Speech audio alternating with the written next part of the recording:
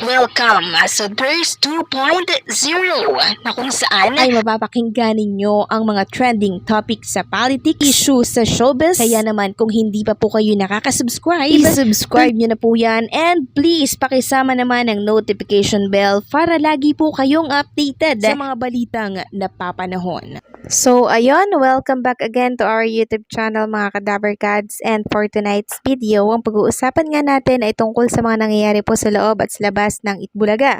At unahin natin itong Battle of the Noontime Big Prizes as of Tuesday, October 22, 2024, Itbulaga versus It's Showtime.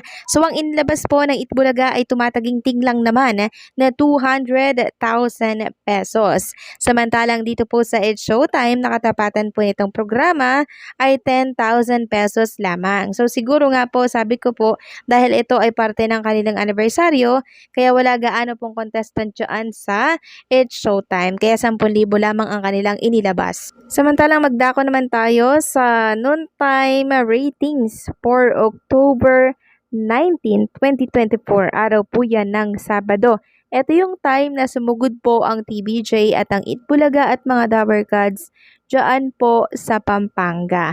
So, tingnan at silipin natin kung tumaas ba or bumaba ang ratings ng ating sinusuportahan na programa versus dito sa It's Showtime. So, ang nakuha po ng Itbulaga ay mataas mga Kadaver Gods, 4.9%. Take note, 2 channel lamang po yan. Samantalang dito po sa It's Showtime, 5 channel po ay 7.0%. So, bumaba po ang kanilang ratings. Kasi, kung ang pagbabasehan na lamang po ay yung main channel, yung GMA Network, talagang malaki po ang ibinaba po. No? Talagang tinutukan itong programa ng Itbulaga nung araw po ng Sabado. Kitang-kita nyo naman, 'di ba, kahit sa online viewers, talaga namang dumagsa, 'di ba? 101K ata yung pinakang peak po nila doon sa Itbulaga TVJ na YouTube channel. Isang channel pa lamang yun pero grabe na po talaga ang daming nanood. And yung iba talaga, yung wala pong signal, yung walang mapanood sa kanilang province, talagang gumawa sila ng way, nag-ano sila ng generator, yung iba naman nagpunta ng online, kaya tumaas po yung online viewers ng Itbulaga. So nakakatuwa lang kasi pag tinuloy-tuloy po nila ng Itbulaga itong pagsugod sa iba't ibang barangay, sa iba't ibang province, syempre patuloy nagaganda ang ratings ng ating noontime program na sinusuportahan. Samantalang narito naman at may pasili po si Pauline Luna Soto para po sa upcoming movie para po sa MMFF nitong si Bossing Vic Soto. So kahapon, i-share niya po itong picture ni Bossing Vic Soto. Seryosong Bossing Vic Soto po ang makikita nyo dito sa larawan na binahagi po sa Instagram story nitong si Pauline Luna Soto para po sa The Kingdom. Ayan po si Bossing Vic, meron siyang tattoo dyan sa kanyang mga braso. Talagang makikita nyo dito, nakakaibang Bossing Vic Soto to kasi seryoso po siya. Diba? Parang nakapanibago lang.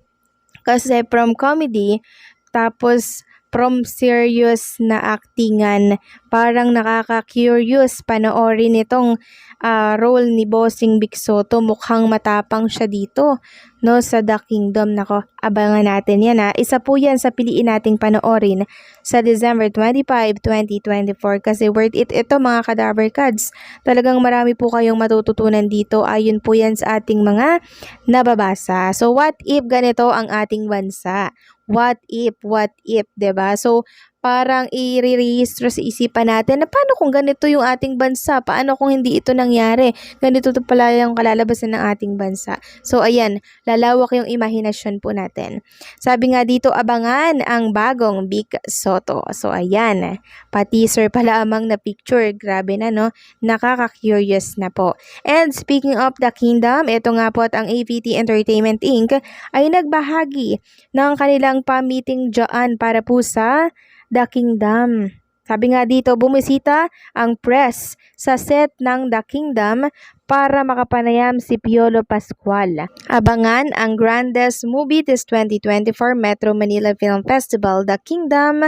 Pinangungunahan ni Vic Soto at Piolo Pascual kasama rin si Nazu Ramirez, Sid Lucero at Kristen Reyes. A film by award-winning director Michael Tobiera. So, magagaling po pala yung mga artistang kasama po ni Bossing Vic Soto dito. Sid Lucero, Christian Reyes, talagang mga award-winning actor at actresses po yan. And syempre, itong si Piolo Pascual and Sue Ramirez. So, ayan.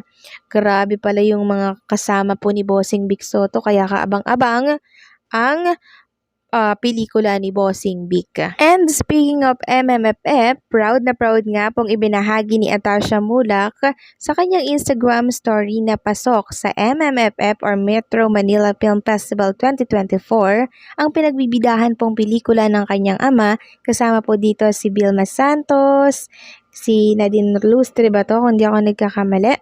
Yes, ang pamagat po nito ay Uninventeds, starring Vilma Santos, Nadine Lustre, and Aga Mulak, is officially part of the MMFF 2024. So, congratulations po kay Tabercads, Aga Mulak, dahil kabilang na po pala ang kanilang pelikula po para po dito sa MMFF 2024 na siyang mapapanood dito po sa sinihan sa December 25, 2024. Viva Artists Agency pa rin po ang may hawak nito mga Kadaberkads. Kaya isa rin yan sa suportahan natin. Kasi syempre, andirito ang ama nitong si Atasha Mulak. Samantalang pag-usapan naman natin ng isang sponsors ng Itbulaga na hanggang ngayon po ay hindi pa din bumabalik. So, anong sponsors po yan? Walang iba kundi po ang Pure Gold. Marami po kasi ang nagtatanong, bakit until now, hindi pa rin namin nakikita itong Pure Gold na higit 15 years na kasama ng Itbulaga dito sa kanilang show. Ano daw ang nangyari? So, yan po ang katanungan ng mga netizen and supporters. Kasi nakakapagtaka nga naman na higit 15 years, tapos ngayon magugulat ka na lang nawala at di na po na makita sa kanilang programa. So, marami po ang nagtatanong, kasi kung renew lang daw yung atupagi ng Pure Gold, 1 week lamang daw yan mawawala or 3 days. And then, babalik po ulit yan sa telebisyon. So, yan po ang komento po nila. So, possible daw ba na merong nangyari sa pagitan ng Itbulaga at sa Pure Gold dahilan kung bakit hindi na makita ang sponsors nila na Pure Gold for 15 years nilang kasama? Yan po ang katanungan. So, ang masasabi ko naman dito, ayoko munang mag-comment. Antayin na lang natin na magbalik po ang Pure Gold kasi maganda naman yung relationship ni Bossing Vic Soto ng TVJ at ng mga Dabercad sa Pure Gold. Nakikita ko pa nga po yung mga picture po nila sa FB page ng Pure Gold. So meaning okay naman yung relationship nila. Sa programa lang, hindi ko alam kung ano po ang nangyari. So siguro may inaayos pa sa brand nila. Like, ang dami kasing asikasuhin pag malaki yung business mo.